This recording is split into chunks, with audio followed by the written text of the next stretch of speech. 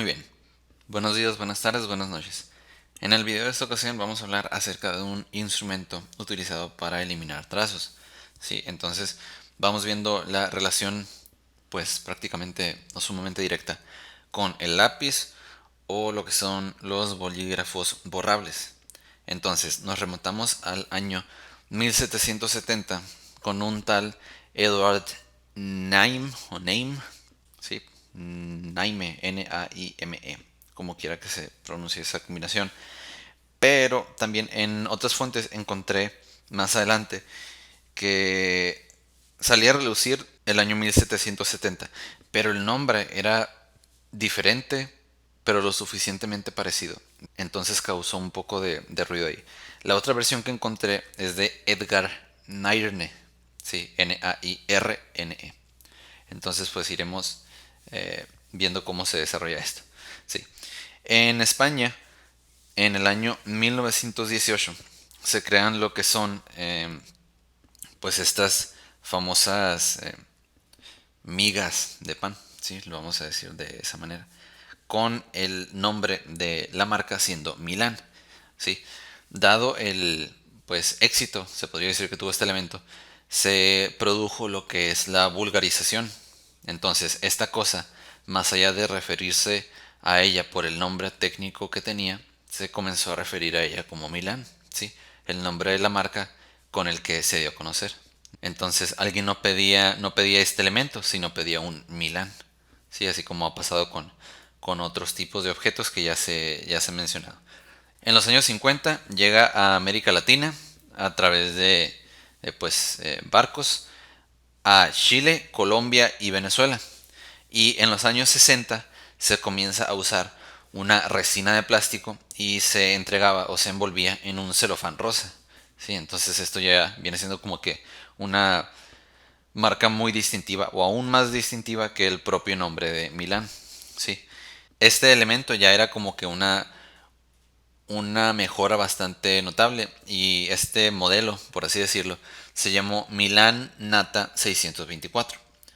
En los años 80 se había creado una versión que era extra suave, tenía un gran poder de absorción y no tiraba virutas. Sí, estos pequeños elementos que se van dejando atrás conforme se usa este artefacto. Sí, en los años 90 ya es cuando se populariza en el resto del mundo. Esto, debo aclarar, es específicamente en el caso de España. Sí, me estoy refiriendo específicamente a España y también en específico a la marca Milán. Sí, fue de lo que encontré más información así de manera puntual. Entonces, seguimos y ya para lo último de Milán, en el siglo XXI ya comenzó a diversificar un poco y a hacer productos escolares y de oficina. Ahora sí, vamos a retirarnos un poco para ver la vista un poco más general de todo esto.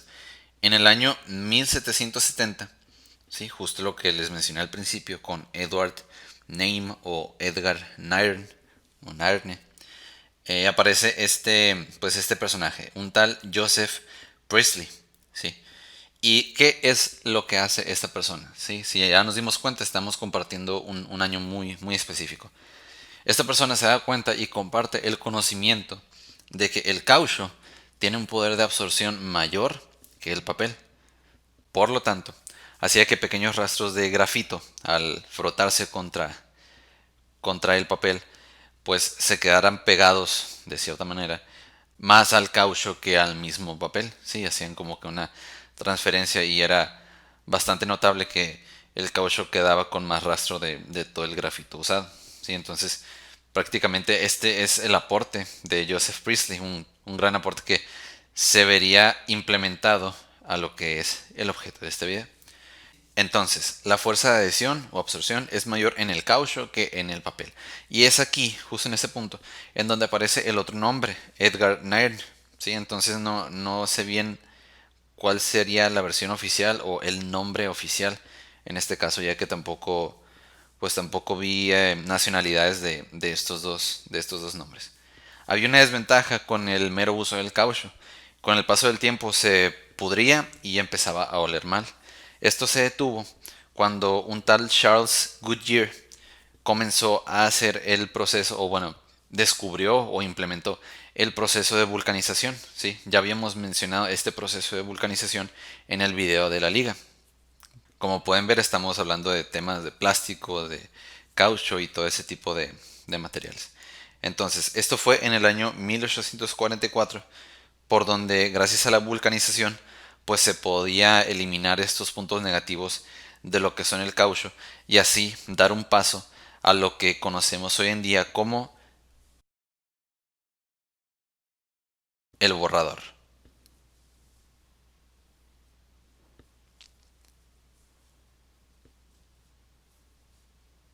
Entonces, la forma. De cierta manera, el borrador no tiene una restricción física en cuanto a en cuanto al aspecto formal que posee. Sí, se puede encontrar en prácticamente cualquier forma que el productor desee, pues, distribuirlo. Obviamente es mucho más fácil de cuantificar, medir, pesar y distribuir cuando se mantienen, pues, dimensiones cúbicas o cuando simplemente se maneja un pequeño prisma, ¿sí? El prisma con el que se conoce el borrador. ¿Sí? Todo esto manteniéndolo de la manera más ortogonal posible. Pero también, pues, dada su flexibilidad, pues hay distintos tipos de aplicaciones. Por ejemplo, tenemos lo que es la goma incorporada al lápiz, goma para máquina de escribir y goma con funda, ¿sí? Esta de goma con funda viene siendo la prismática que les menciono, ¿sí? La funda, entre comillas, viene siendo el pequeño cartón o tira de papel en la que viene envuelto junto con la marca que lo produce y lo distribuye. También tenemos otros tipos de diferenciaciones o categorías, si se puede decir de una manera, que es el borrador moldeable, de caucho, de plástico duro y de borrar tinta. Entonces, estas son todas las posibles combinaciones. Puede que existan más, obviamente. Pero ya así, enfocándonos meramente en lo formal, ¿sí? En lo que puede que se haya visto a lo largo de nuestras vidas, tenemos lo que es el borrador por sí solo, este ortogonal en forma de prisma, que es el que les mencioné al principio, el que viene integrado con el lápiz, ¿sí? El borrador este pues alargado que viene para servir como un lápiz, pero enteramente de borrador, ¿sí? Siguiendo el mecanismo del lapicero, esta tira de borrador se inserta en el artefacto y conforme se vaya acabando la punta del borrador, pues se va sacando más y más borrador. Y también tenemos lo que es como una versión diferente a la que es la incorporada al lápiz. Sí, es un borrador que tiene pues el hueco en donde se puede poner el lápiz y esto principalmente se usa para cuando ya el propio borrador del lápiz pues se ha acabado. Y también hay otra muy interesante que es un borrador que se vende que viene siendo así como un plastilina. Entonces puedes tomar un trozo de la masa general, lo vas amasando o aplastando la forma que necesites y ya después puedes borrar con eso. Sí, eso se me hace bastante útil e interesante. Entonces, el material. Pues principalmente es goma natural, sí, pero ya dado pues la gran flexibilidad que posee este objeto, es necesario mencionar que los plásticos tienen mucho que ver, sí, dada su versatilidad. Tenemos como una alternativa lo que es el titinilio, que es el resultante del tratamiento entre titanio y vinilo. También de materia prima, así muy general, de las selvas vírgenes de Brasil, se tiene el árbol de caucho, entre comillas, o también lo que se conoce como seringueira. ¿Sí? De aquí también se saca lo que es la materia prima para hacer gran parte de los borradores. Tenemos también lo que es el caucho sintético y lo que es resina de plásticos, algo que se estuvo mencionando en la parte de la historia como por los años 60. Y para finalizar, ¿cuál es la relevancia, la importancia y la trascendencia? Si alguna vez han estado escribiendo un documento importante con lápiz o mejor aún con pluma, ¿sí? O algún marcador, sabrán lo importante que es el borrador. Pero vamos a comenzar con esta característica que comparte con otros objetos, que es el nombre, ¿sí?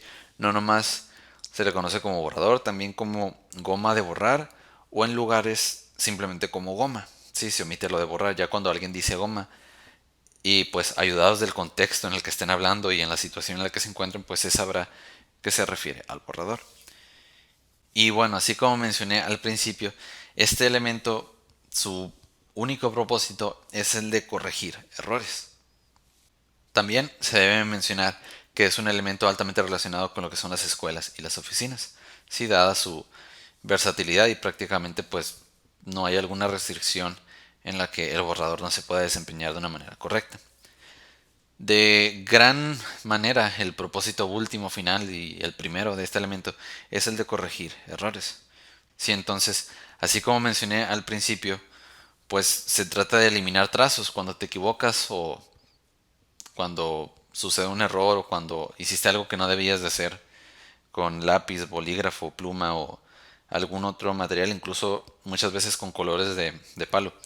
Se puede borrar, se puede eliminar gracias al borrador. Sí, también depende en gran medida la superficie en la que se haya realizado esto. Porque todo esto del borrador, como recordamos, funciona gracias a que hay más adhesión en lo que es el caucho que el papel. Entonces es bastante importante este dato. También se debe resaltar, dado pues lo mismo que se acaba de mencionar, que el proceso de vulcanización vino a ser muy importante con esto, tanto como con la liga. ¿Sí? Entonces ya es algo que comparten dos elementos pues un poco diferentes, pero que igual están relacionados a lo que es escuelas y oficinas, la liga y el borrador. Y de igual manera, pues así como se le relaciona ampliamente con lo que son escuelas y oficinas, pues también se le relacionan muy directamente con otros objetos, los que son principalmente el lápiz y el papel. Sí, dado su propósito y el medio en el que se desempeñan. Aquí, como pequeño paréntesis, debo de mencionar que el borrador, por ejemplo el de migajón, como se le conoce, es muy, tiene una consistencia, una textura que facilita el hecho de poder sacar figuras de él. Sí, por ejemplo, si tienen un pequeño trozo de borrador de migajón y lo empiezan a cortar, van a ir viendo que se puede ir generando alguna forma o alguna figura. Entonces, los pequeños cubos de borradores también se prestan para poder hacer pequeñas, pues, por ejemplo, réplicas a escala, pequeñas maquetas o modelos de algo que se necesite, por ejemplo, un carro, alguna persona, una silla, sí, algo que se necesite hacer en menor tamaño o para algún trabajo escolar o para alguna maqueta o todo ese tipo de o pues todo ese tipo de cosas que se pueden llegar a requerir en modelos o maquetas. Por este video es todo. Nos vemos luego.